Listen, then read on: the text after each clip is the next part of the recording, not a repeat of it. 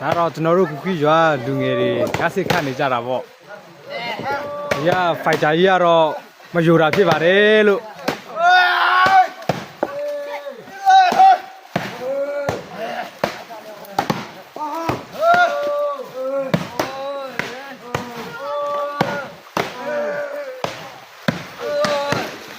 ဒါတော့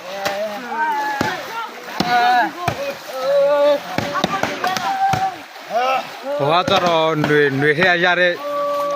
ဟာပေါ့သူကနှမျိုးပေါ်ဆက်ရတာပေါ့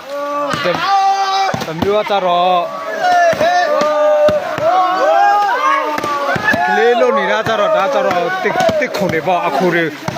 ခွာပြီးမှရိုက်တာပေါ့ဘဝတော့ຫນွေထရနေရတဲ့ဟာတွေပေါ့အဲ့နှမျိုးပေါ်ဆက်ပြီးရပါတယ်လို့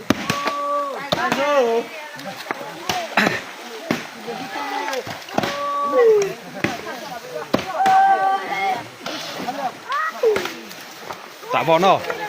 တင်ရလည်းမဟုတ်တင်ရပူစားပဲပေါ့သူကခွာဒီဟာရဲ့ຫນွေသူတို့တော့ပေါ်ဆက်ရတာပေါ့အဲ့ဆိုငါးတီတာပေါ့အိုးရှာရတလေလာလီဟာရခေါ်ပါကတလားအခက်ကိုပေါ်ပါ